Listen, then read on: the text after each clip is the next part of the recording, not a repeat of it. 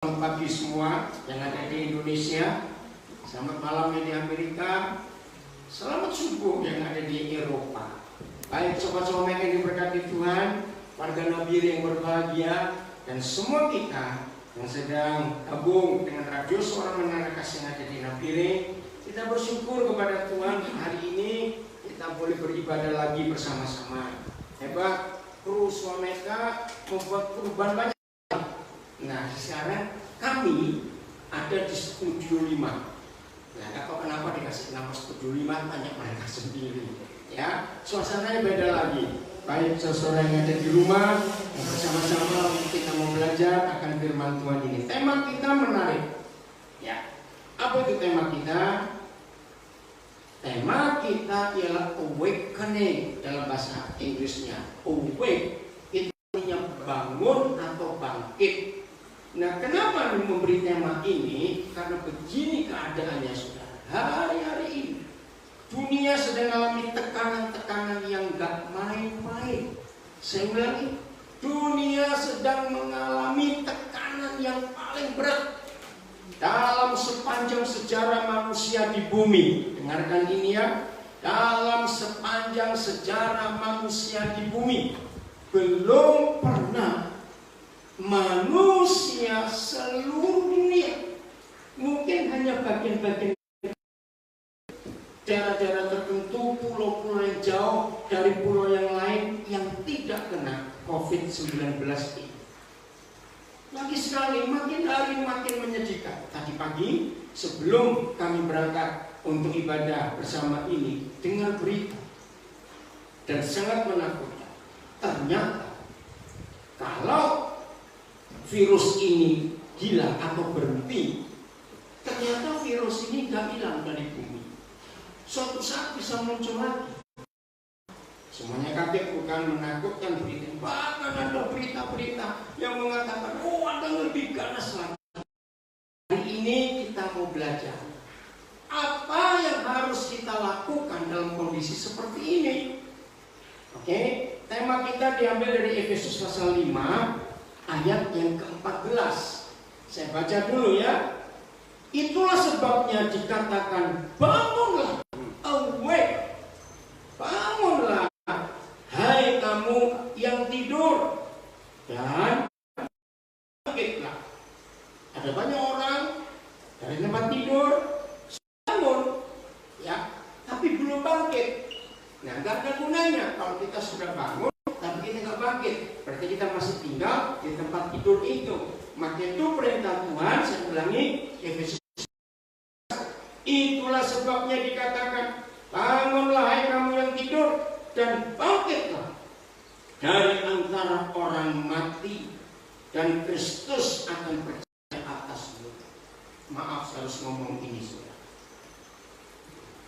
Hari-hari ini kematian begitu dekat dengan manusia, betul tidak?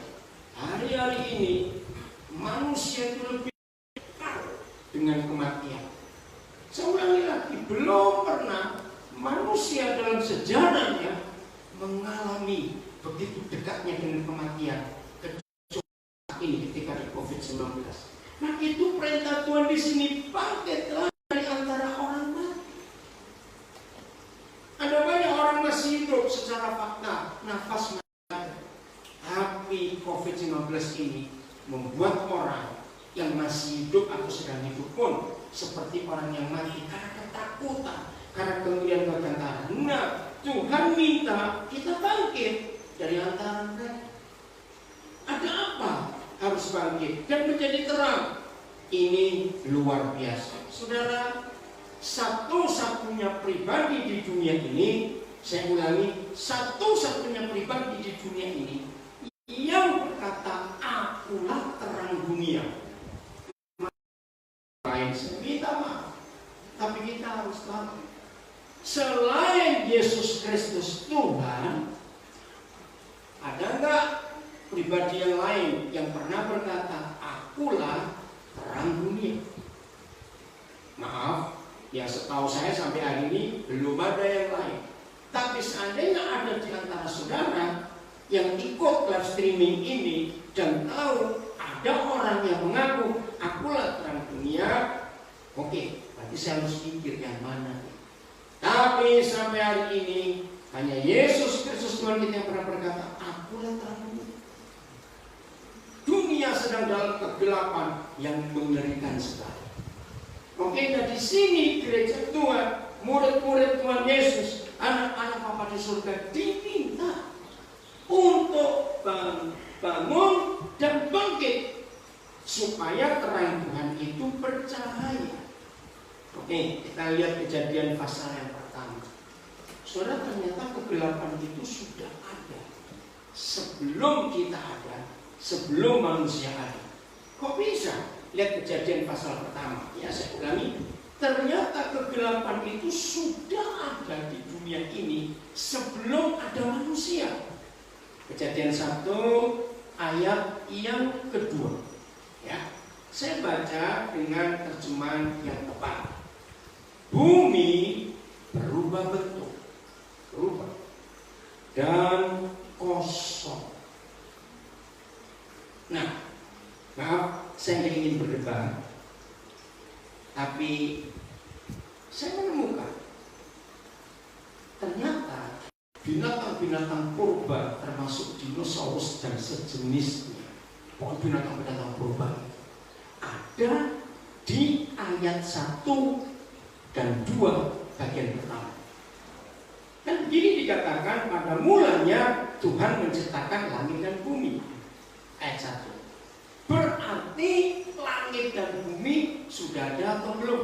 Kalau ada firman, pada mulanya Tuhan menciptakan langit dan bumi. Ayo jawabannya, sudah. Dia sudah ciptakan. Dan kita tahu Tuhan kita kalau kerjakan apa-apa nggak pernah setengah-setengah, nggak pernah tanggung-tanggung. Betul tidak? Yang dia kerjakan itu perfect, sempurna. Jadi kalau dikatakan pada mulanya Tuhan menciptakan langit dan bumi, berarti sudah ada langit dan buminya. Maka itu banyak saudara gereja Tuhan, hamba Tuhan salah mengkotbahkan bahwa Kejadian 1 mulai ayat 3 sampai ayat yang ke-26 itu bukan penciptaan langit dan bumi lagi. Coba renungkan. Kejadian 1 3 sampai 26 Tuhan mengisi bumi dengan pohon-pohon tumbuhan yang baru, binatang-binatang yang baru ada manusia. Nah, ada yang ngotot. Lalu dinosaurusnya di mana? Udahlah, nggak usah sombong. Kalau ada dinosaurus bersama kita, terus kita mau apa? Jadi lalapan mereka kalau tidak.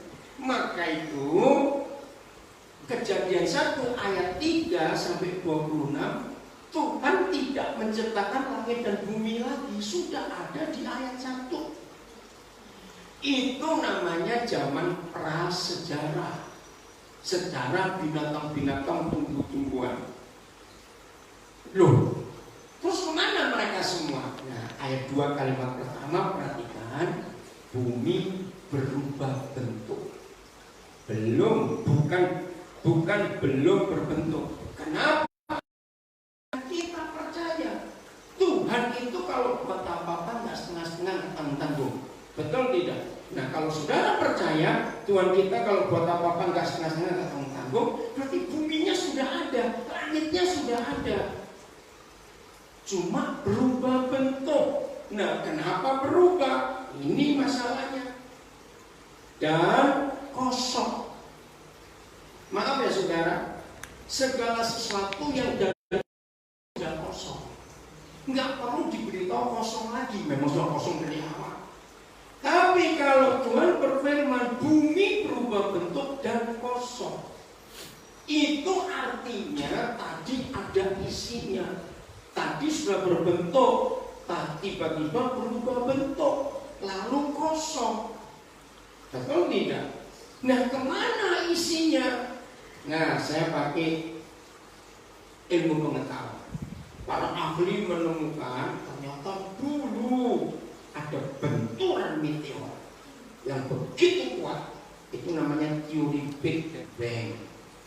Begitu benturan meteor itu menghantam bumi, dan diperkirakan ada 3 tempat meteor itu menghantam bumi. Satu di Afrika di Gurun Gobi, dua di Amerika Serikat yang itu Grand Canyon itu pernah ada benturan, saya lupa di mana. Nah saudara, benturannya begitu kuat sehingga bumi ini berubah bentuk. Nah semua kehidupan lenyap, termasuk dinosaurus pada masa itu. Setelah bumi kosong, ya gelap gulita menutupi samudra raya. Kenapa cuma samudra? Karena air laut naik, semua daratan. Jadi bumi diliputi air. Dan para ahli sudah pernah menemukan bukti-bukti. Bahkan berapa tahun yang lalu karena di Kutub Selatan, unik sekali. Ternyata ada para ahli yang menemukan sisa-sisa pohon kelapa zaman purba. Kan aneh. Bagaimana di Kutub Selatan ada pohon kelapa, padahal kelapa itu cuma ada di Khatulistiwa. Dan ini menunjukkan bumi ini dulu pernah satu iklim, pernah satu daratan, tapi bukan bumi datar laras bumi. Nah, terus ditemukan tahun 54, saya masih ingat sejarah ini. Mamut itu binatang gajah purba yang palingnya panjang dan bulunya juga panjang. Fosil mereka ditemukan di Kutub Utara tahun 54. Begitu para ahli menemukan fosil mamut ini, ternyata di celah-celah gigi mereka dan di sisa-sisa makanan mereka di lambung mereka itu ada daun-daunan dari daerah tropis. Bahkan pada waktu itu para ahli yang skeptik, yang gak percaya penciptaan, mereka percaya evolusi. Wow, ngotot itu pasti mereka itu mamut yang hidup di daerah Khatulistiwa tropis. Tapi ketika ada bencana goncangan besar itu mereka lari sampai ke Kutub Utara. Ada satu-satunya ahli yang anak Tuhan, saya lupa siapa namanya. Bahkan dia berdiri, maafnya, ayo kita lihat fakta. Kecepatan mamut itu lari 1 jam itu nggak sampai 50 km karena besar. Nah sekarang bayangkan dari Khatulistiwa lari ke Kutub Utara itu berapa ribu kilometer. Masa makanannya nggak habis di jalan yang dimakan itu. Maka berkata lewat kejadian satu ini bahwa dulu bumi ini iklimnya sama, sejuk. Semua tumbuh-tumbuhan tropis ada di seluruh dunia. Tapi kosong, berubah bentuk, gelap gulita. Kenapa gelap gulita? Nah berarti tadinya terang dong. Karena ada sesuatu yang menghantam bumi. Nah kalau kita percaya Yesaya 14, bintang timur itu jatuh. Nanti baca Yesaya. Bintang timur itu siapa? Lucifer itu iri hati kepada Tuhan. Dia ingin menyamai Tuhan, dia ingin setinggi Tuhan juga.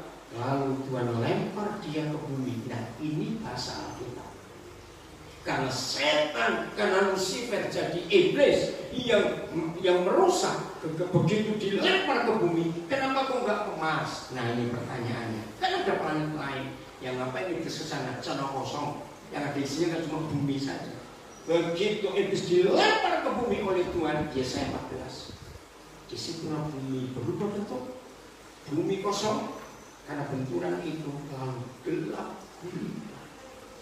Nah jadi kegelapan itu sudah ada sebelum manusia. Dan apa yang terjadi? Apa reaksi Tuhan dalam keadaan seperti itu? Inilah tema kita. Ayo kita bangkit, saudara. Karena dengan COVID-19 ini semua tatanan hidup, kalau yang kata tatanan hidup berubah.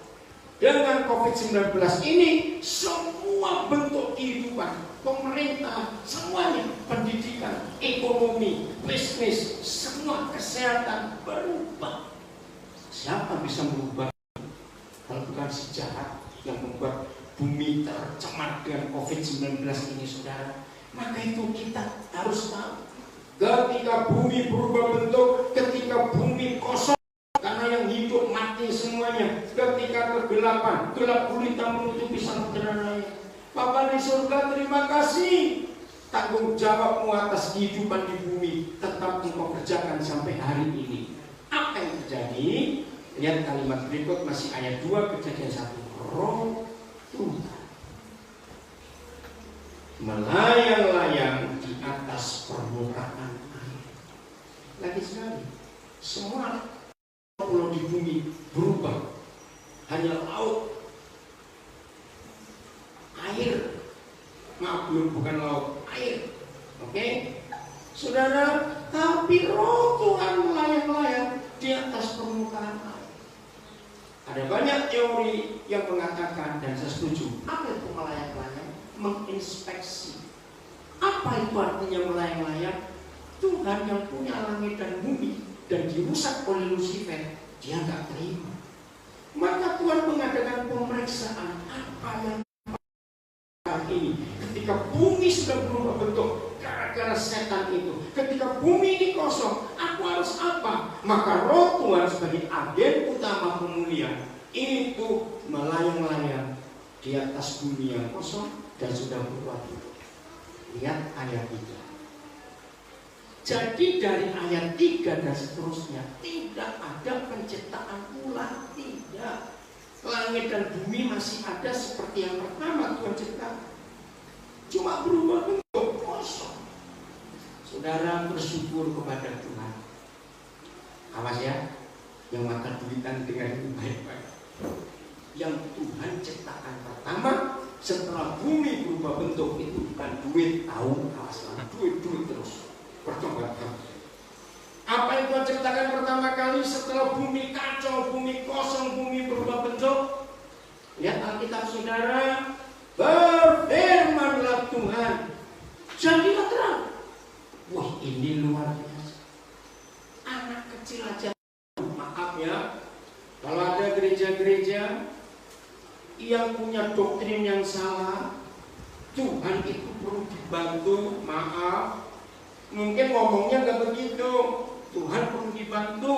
Dibantu apa? Pakai banner, pakai bendera, pakai air atau anggur perjamuan digentrotkan kemana-mana, atau pakai ada gereja yang ngajari merebus batu. Ngapain batu direbus? Ada macam-macam lagi, pakai patok, pakukan ke bumi, dan banyak lagi cara-cara yang lain. Hari ini saya mau berkata kepada saudara di dalam nama Tuhan Yesus. Yesus Tuhan itu Yesus Tuhan dan tidak perlu ditambah yang lain-lain. Setuju saya ngomong ini? Jangan Yesus plus minyak urapan, plus dan anggur perjamuan, plus bendera, terus dikibas-kibaskan. Aduh saudara, setan gak takut dengan barang itu. Maka itu saya katakan, anak kecil aja tahu.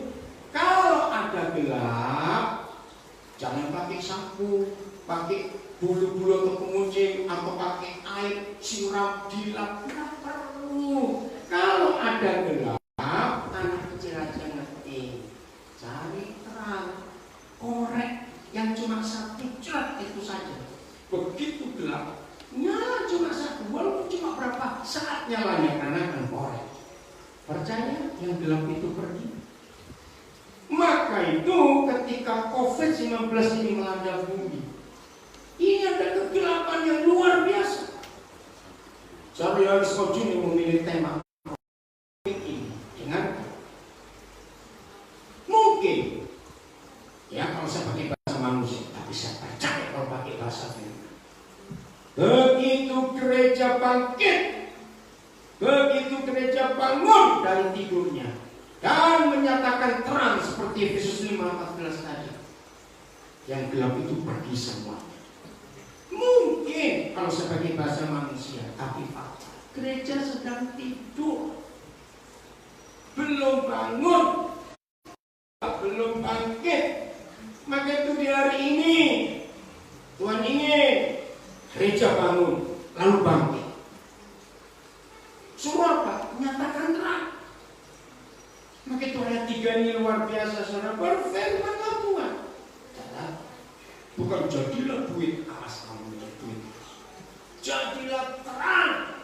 Wah, ini luar biasa. Maka itu yang dibuat pertama kali oleh Bapa di surga. Ketika setan merusak bumi, dia gak buat yang lain-lain, terang dulu. Maka begitu ada terang, gelapnya pasti minggir. Dan ingat loh, terang ini bukan matahari. Sebab matahari di masa yang keempat baru dijadikan. Jadi waktu itu bumi dapat terang dari terang itu sendiri. Siapa terang itu? Bapak kita. Ingat Mazmur pernah menulis, Tuhan itu matahari kebenaran. Wah, itu luar biasa. Maka itu kalau Tuhan itu jadi matahari yang benar, kita nggak perlu matahari yang benar. Maka itu ketika Yohanes menubuatkan matahari jadi gelap, bulan jadi darah, nggak usah takut, karena terang itu tetap ada di dunia ini.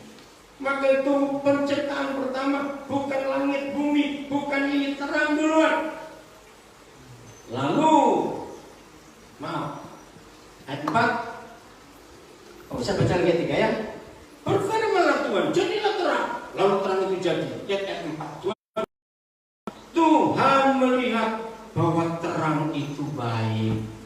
Lalu dipisahkannya terang itu dari gelap. Dan Tuhan menamai terang itu siang dan gelap itu malam. Jadilah petang dan jadilah pagi. Itulah masa yang betul, masa pertama. Karena konsep hari kita cuma mikir 20 tahun. Dan masa atau hari di ayat ini nggak bisa dihitung karena matahari belum ada. Nah, jadi di masa kegelapan seperti ini gereja Tuhan, umat Tuhan, siapapun kita, ayo kita bangkit. Ini waktunya supaya kasih Tuhan dinyatakan di dunia yang gelap ini. Oh, betapa luar biasanya kalau gereja Tuhan bangkit menjadi terang, maka kegelapan itu pasti. Yesaya pasal 60 ini buat Tuhan Yesus, dan yang terjadi dalam kehidupan kita. Yesaya pasal yang ke-60 mulai ayat yang pertama. Baca ya, judulnya kemuliaan Sion yang akan datang. Nah, saudara, mulai hari ini kalau saudara membaca ya, lalu ada kata Sion, itu artinya gereja. Maka saya ganti kemuliaan gereja yang akan belum terjadi. Nah, itu Tuhan ingin gereja ini tampil di akhir zaman dan menyatakan kemuliaannya. Lihat ayat pertama, Yesaya 60. Bangkitlah. Ada penekanan. Bangkitlah. Menjadi teranglah. Sama bukan dari Efesus 4 ayat 14 tadi. Bangkitlah. Menjadi teranglah. Sebab terang kita, gereja, sudah apa? Sudah datang. Ya, ini yang kita harus tahu. Saya ulangi, bangkitlah. Masih 10 ayat 1, bangkitlah menjadi teranglah. Sebab terang datang, terang kita ini datang. Dan kemuliaan Yahweh terbit atas kita, atas gereja. Sudah loh saudara. Tapi kok enggak? Nah itu tadi Efesus 5 menggunakan 2 kata kerja. Bangunlah kamu dari antara orang tidur. Sudah melek toh, tapi masih rebahan di tempat tidur.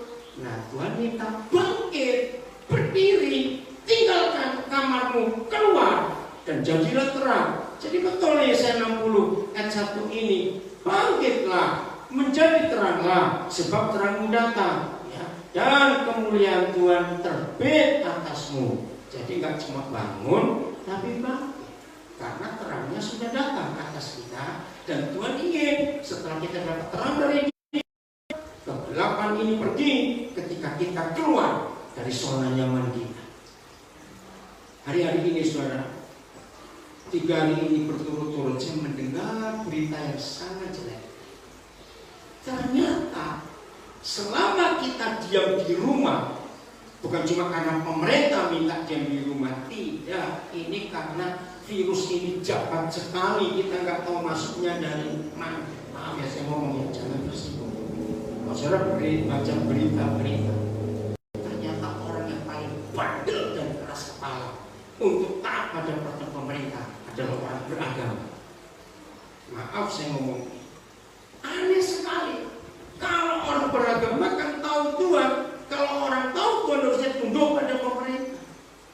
Tapi justru yang bandel yang melawan peraturan pemerintah dengan COVID-19 justru orang-orang beragama. Itu faktanya. Kalau kita cuma beragama tapi tidak bertuhan, kita jadi makhluk yang biadab.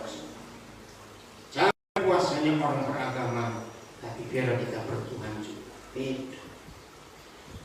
Nah, apa yang terjadi di masa-masa ini? Ternyata angka perceraian tinggi. Saya pikir kenapa? Saya ikuti berita itu.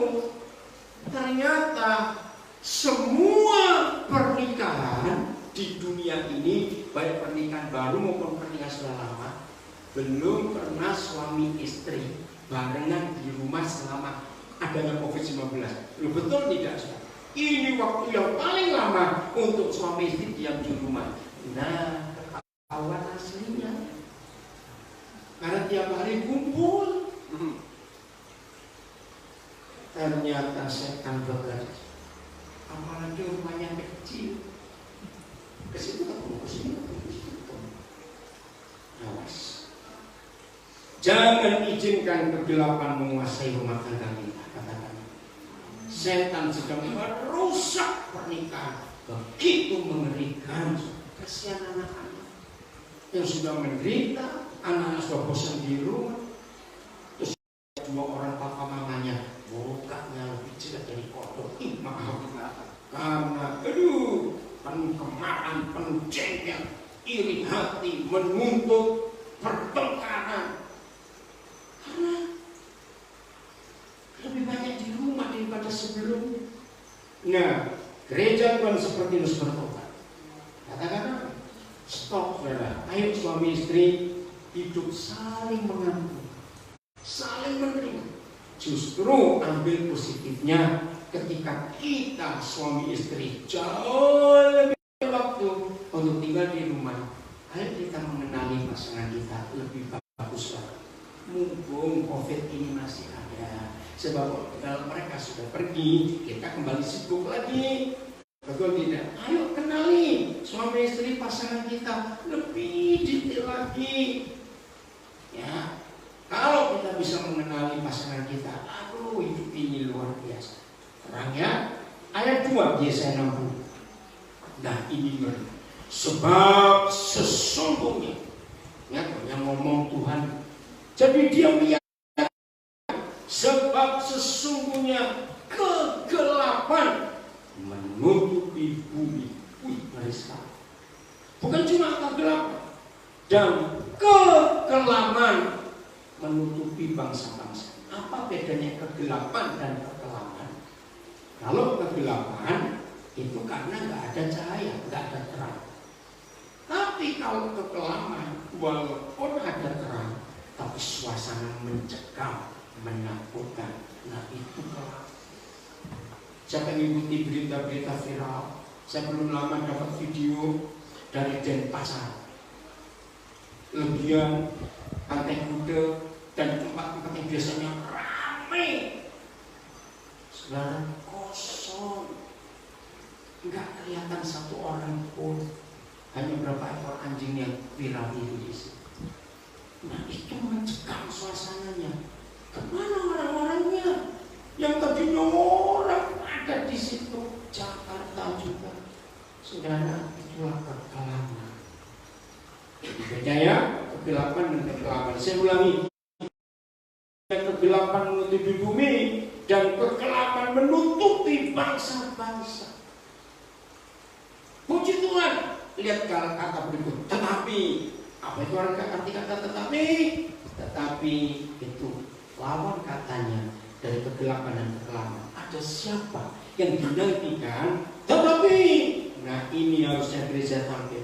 Terang Yahweh terbit atas kita gereja Tuhan dan kemuliaan menjadi nyata atas kita. Saudara, jadi harapan Tuhan kepada kita itu nggak main-main. Jadi terang Bapa di surga sudah terbit atas kita dan kemuliaannya menjadi nyata. Terus mau apa kalau kita sudah terang yang terbit atas kita dan kemuliaannya yang nyata atas kita? Ya ayo keluar, jadi berkat, jadi berkat. Saya cuma cerita ya. Kemarin tiba-tiba, kira-kira Oktober tahun yang lalu, saya diajak makan oleh seorang pengusaha, namanya itu rumah kuliner. Itu di gedung Megaria di Jalan Pegangsaan, Jakarta. Nah, ada bioskop Metropol namanya. Itu bioskop namanya Metropol sejak zaman Belanda. Wah, tempatnya sederhana tapi enak untuk duduk, namanya rumah kuliner. Nulisnya ROEMAH ya, karena masih pakai bahasa Melayu dulu. Nah, waktu saya diajak makan, tapi Roh Kudus bicara kepada salah seorang pelayan namanya Musli, asli orang Cianjur. Saya minta nomor teleponnya, terus saya kontak dengan dia. Nah, sejak Januari yang lalu tiba-tiba hilang. Saya coba kontak, kok nggak bisa. Ya udah, saya cuma berdoa supaya Tuhan gerakkan dia untuk bisa kontak saya lagi. Ternyata kemarin dia kontak saya. Dia ganti nomor. Saya kaget. Nah, nggak cuma kontak, seperti saya apa kabar, maaf. Terus dia ngirimin menu makanan dan minuman. Maksudnya, siapa tahu saya itu pesan begitu. Nah, saya bilang, Musli, Papa ini kuliah di Papua. Oh ya, siapa tahu. Ya, terus dia cerita, Pak, ini sepi sekali. Biasanya tahun lalu kalau puasa sepi. Nah, saya maksudnya, karena dia dapat komisi kalau kerja. Lalu saya berdoa, Tuhan, saya harus buat apa untuk nolong anak ini? Karena hebat enggak? Ini salah satu bentuk janji terang. Ya. Begitu saya selesai berdoa, terus Roh Kudus ingatkan saya untuk menghubungi beberapa orang yang saya kenal. Dan mereka-mereka ini saya tahu keluarga sederhana. Lalu saya forward, saya kirim menunya, tapi minumannya enggak, karena susah. Karena waktu itu Muslim bilang, mungkin Pak, Papa mau pesan makanan, ya dilihat di Papua, ngirimnya bagaimana? Apalagi di Papua terkunci, nggak ada pesawat, sejak tanggal 2. Soalnya waktu saya digerakkan untuk telepon beberapa keluarga, mereka senang sekali karena sudah lama juga anak-anak mereka ya tidak makan makanan restoran habis suasana seperti ini. Oke. Sekarang kalian order mana yang mau dan WA langsung ke Muslim. Karena saya juga nggak tahu pesanannya apa, tapi saya bilang nanti saya akan bayar. Begitu mereka pada pesan, Muslim yang kirim berita, Pak, terima kasih Pak. Akhirnya manajer kami memuji saya, kok kamu bisa marketing bagus sekali. Siapa orang itu? Muslim jawab, itu papa saya. Oh, dia ini pendeta. Sekarang begitu pesanan sudah diorder dan dikirim semuanya, saya bayar ke Muslim. Manajernya telepon saya, Pak Pendeta, terima kasih. Ada kehidupan di warung ini sekarang. Jadi berkat, saudara. Dan saya bilang kepada semua saudara pesan, tambahkan 2 bungkus nasi, kalian milih. Loh, untuk siapa? Nah ini, untuk Gojeknya atau GoFoodnya. Jadi mereka harus dapat juga. Saudara, di situ mereka ini. Nah, saya bilang pada Muslim semua pesanan, kamu tambahkan 2 nasi dengan lauk yang mereka pilih. Bungkusnya bisa. Pak, untuk siapa? Dia bilang, untuk gojeknya antara itu supaya mereka juga dapat makan. Saudara Muslim bingung lihat cara saya hidup. Nah, kalau saudara ingin tahu telepon Muslim kontak saya, nanti saya kasih. Tanya dia kemarin berapa. Dua orang dan yang saya kirim makanan, wih ternyata enak. Saya akan pesan lagi. Ada masalah lagi? Oh, yang ini nggak koneksi. Nggak koneksi. Tapi itu Iya, balik aja, wifi-nya matiin. Pakai Ya, jaringan biasa. Data aja. Oke. Nah, ya, data saja. Bisa? Maaf ya, yang bisa bilang. Kenapa? Mau di restart wifi-nya yang ini mati nanti. Oh, mati juga. Oh, yang udah. Jadi yang lain nggak usah dimati wifi. Ada yang pakai nggak? Ya, tolong yang pakai wifi-nya matiin. Aku nggak pakai. Nggak ada lagi. Nggak ada. Nggak ada. Oh, pakai data aja. Udah nih. Nah, ini jalan. Ini jalan pakai wifi. Sudah, pakai wifi. Oke, sudah. Maaf ya, ada gangguan sedikit sinyalnya. Udah, nah. Jadi kalau saudara ingin tahu nomor HP Muslim, saya kasih. Ini kesaksian yang luar biasa. Jadi terang, nggak susah. Nah, maka itu masih ingat Tuhan Yesus berfirman di Matius 5. Kalau kamu itu terang, jangan kamu tutupi terangmu dengan gantang. Gantang itu bahasa Jawa. Gantang itu tempat menyimpan beras orang Jawa dulu, penutup sesuatu. Nah, kalau terang ditutupi dengan gantang, itu bicara tentang masalah perut, itulah orang pelit, terangnya mati. Kita nggak bisa bersinar, nggak bisa jadi terang. Betul ya? Saya sampai bersyukur kemarin itu. Tuhan kasih hikmah untuk bisa menolong. Wah, senangnya luar biasa.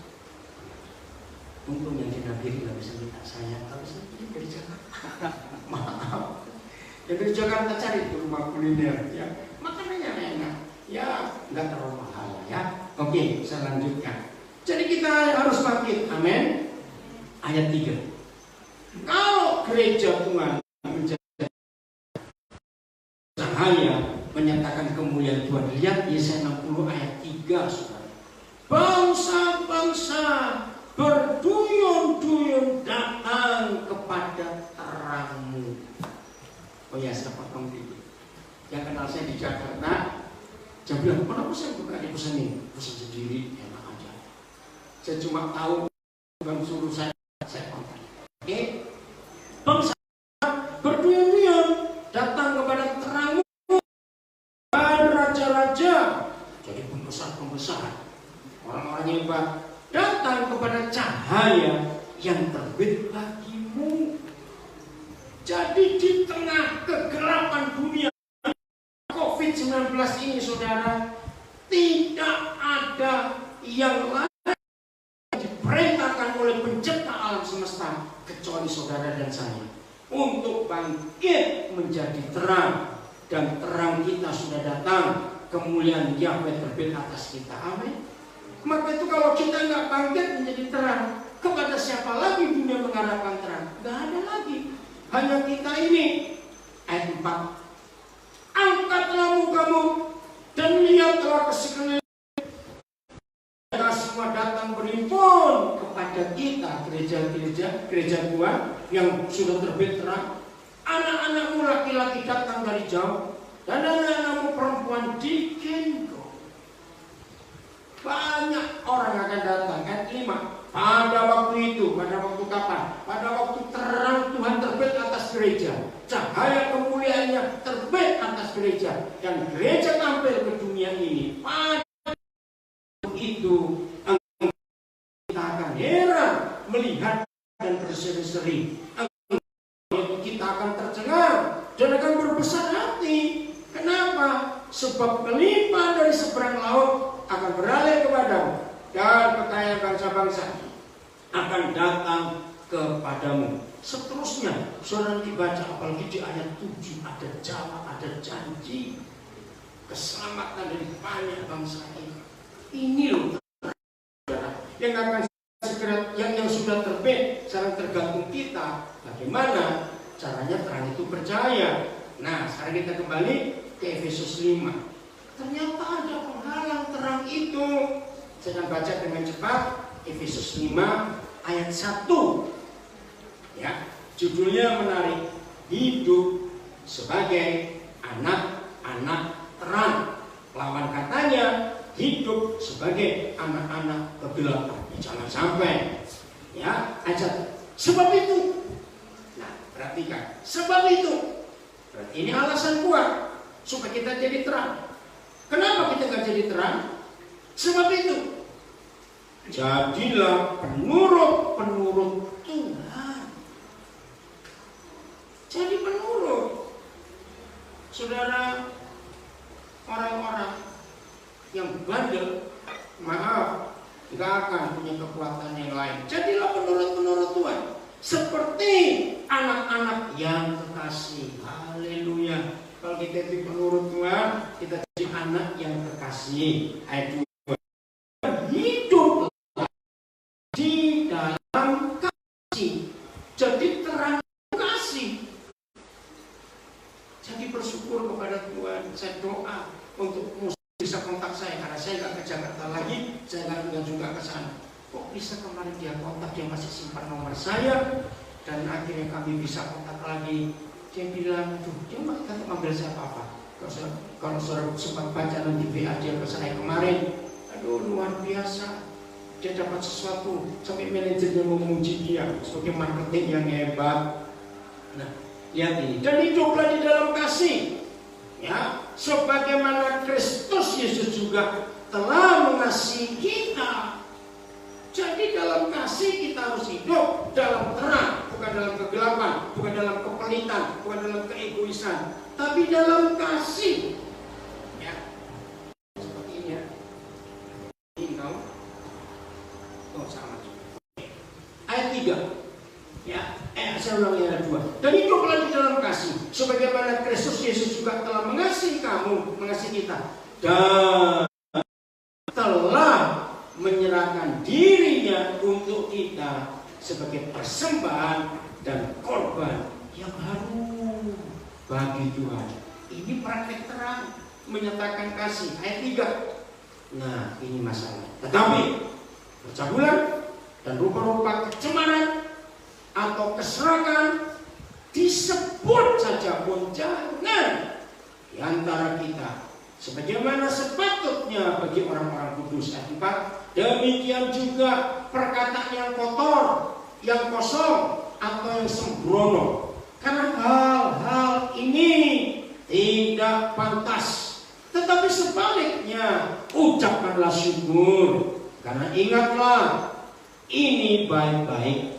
Di ayat 5 ya, karena ingatlah ini baik-baik, tidak ada orang sudah, orang serakah, artinya penyembah berhala, bagian di dalam kerajaan Kristus dan Tuhan.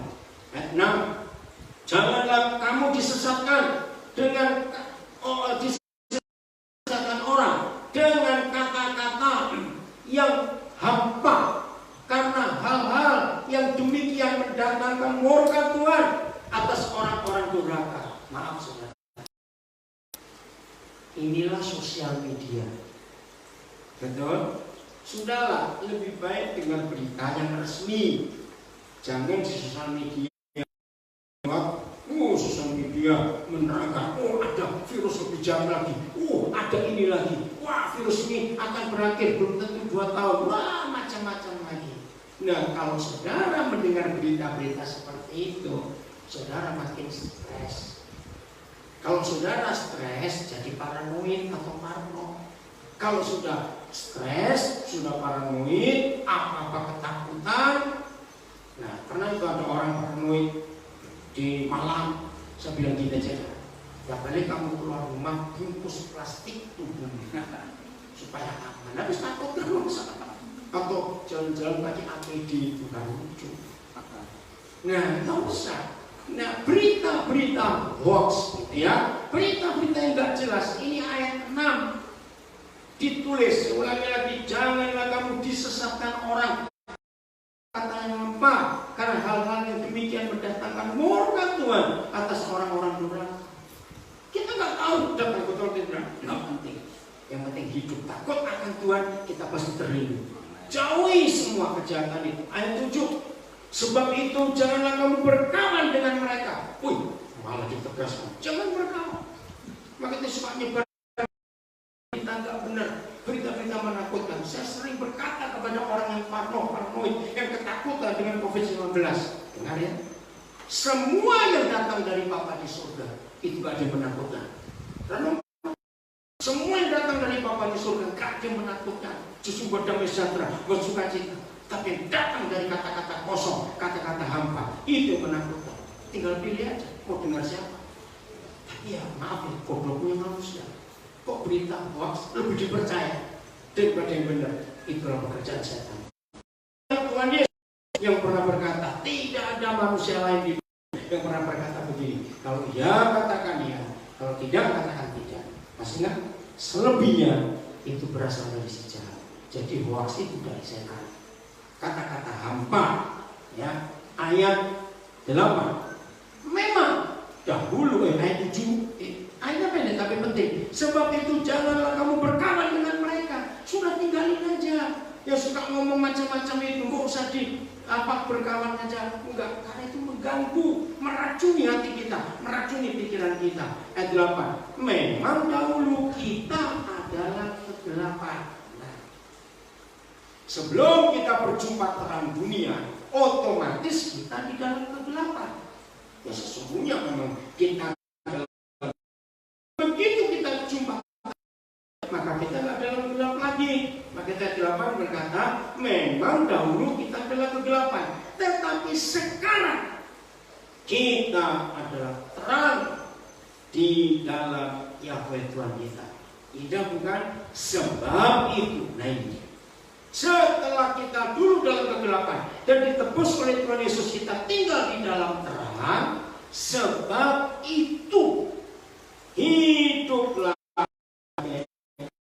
anak terang. Jangan kembali kepada kegelapan lagi. Dan karena terang hanya berbuahkan, 9, saya ulangi, terang hanya berbuahkan kebaikan dan keadilan dan kebenaran. Kembali ke muslim. Ternyata dari satu keluarga itu ada yang cerita kepada satu orang yang saya kenal. Dan orang ini kebetulan paling maaf. Terus dia kontak saya. Koden, apa Koden gak salah? Belum salah. Itu dia ngomong, kan itu belum tentu tahu keadaannya sekarang gimana. Sudah, saya gak peduli dengan dia. Yang penting saya bisa jadi berkat. Dan ada keadilan dan kebenaran dan kebaikan. Kalau 3 itu ada dalam hidup kita, saudara, maka kita akan luar biasa. Lagi sekali, kegelapan itu hanya dilawan dengan terang. Dan di dalam terang ada 3 unsur, kebaikan, keadilan, kebenaran. Ayo kita lakukan itu. Jelas ya? Ayat 10. Dan ujilah apa yang berkenan kepada Tuhan. Uji Tuhan kita suruh uji. Janganlah turut mengambil bagian dalam perbuatan-perbuatan kegelapan. Langsung bicara soal kegelapan yang tidak berbuahkan apa-apa, tetapi sebaliknya telanjangilah perbuatan-perbuatan itu. Sebab menyebutkan saja pun apa yang dibuat oleh mereka dalam kegelapan di tempat-tempat yang tersembunyi, yang gelap, telah memalukan. Tetapi segala sesuatu yang sudah ditelanjangi oleh terang, diterangi oleh terang, itu menjadi nampak. Sebab semua yang nampak itu adalah terang. Indah bukan cara? Baru ayat temanya. Itulah sebabnya dikatakan, bangunlah hai kamu yang tidur dari antara orang mati, dan Kristus akan percaya atas kamu. Wah, hasilnya luar biasa. Karena itu ayat 15, perhatikanlah dengan seksama, dengan serius bagaimana kamu hidup. Janganlah seperti orang bebal, tetapi seperti orang arif, orang yang penuh kebijaksanaan. Ayat 16, dan pergunakanlah waktu yang ada, karena hari-hari ini adalah jahat. Betul, hari-hari ini jahat sekali, mengerikan. Kita tinggalkan Efesus 5. Kita buka Daniel 12. Terang itu, kalau gereja itu menjadi terang, wah terang itu luar biasa. Daniel pasal yang ke-12, ayat yang ketiga. Daniel pasal yang ke-12, ayat yang ketiga.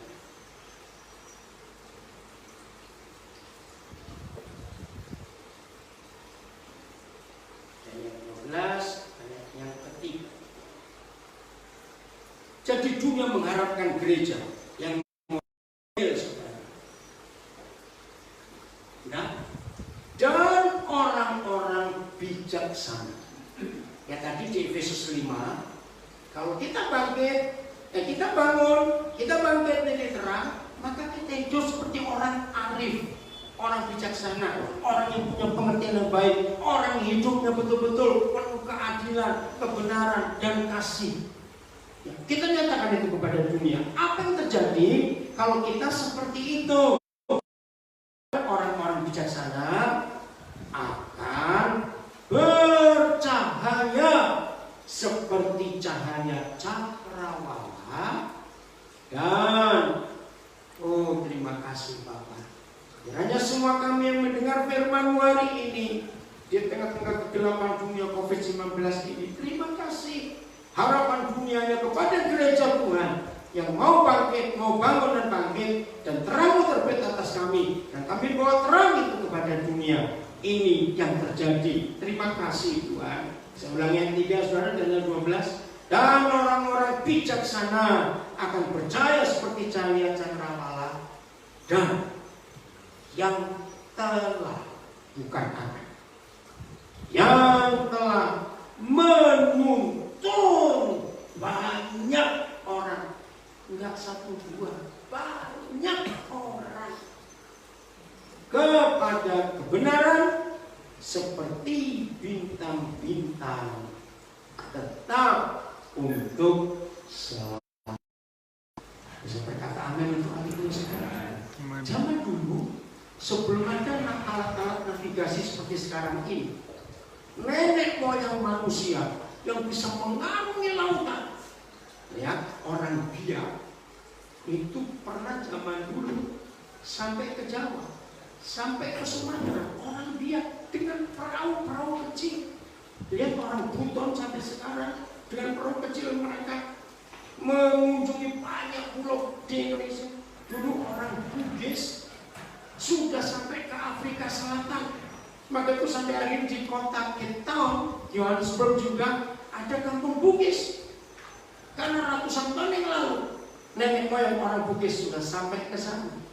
Lihat kerajaan Sriwijaya, lihat kerajaan Tiongkok sudah mengutus banyak jenderalnya, termasuk satu Cheng Ho yang mendarat di Lasem, Semarang dengan armada yang luar biasa. Apa alat navigasi mereka bisa sampai ke banyak tempat di dunia, yaitu bintang-bintang. Karena ternyata bintang-bintang itu diciptakan Tuhan untuk menunjuk arah. Nah saudara, ayo kita tanya kepada diri kita, ketika dunia ketakutan seperti ini, ayo bangkit. Katakan amin. Jangan sibuk dengan diri sendiri, jangan sibuk dengan kekurangan kita. Aduh ini bagaimana, aku gak ada penghasilan lagi, nanti mau makan apa? Udahlah, gak akan mati. Ada banyak suara yang baik, betul? Nah tolong ya, saudara yang baik hati, kalau ada saudara kita, tetangga kita, teman kita tahu gak punya makanan, ayo berbagi. Daripada busuk disimpan, betul? Bagikan. Kalau kita mau bagikan gak sampai busuk, percayalah, Tuhan akan kirim lagi kepada kita. Suka kita berbagi untuk hal apa saja dalam hidup ini. Nah itulah bintang-bintang yang percaya, menerangi cakrawala, menuntun banyak orang kepada kebenaran. Siapa kebenaran itu? Tuhan Yesus. Bangun, awakening. Ayo kita keluar dari keterpurukan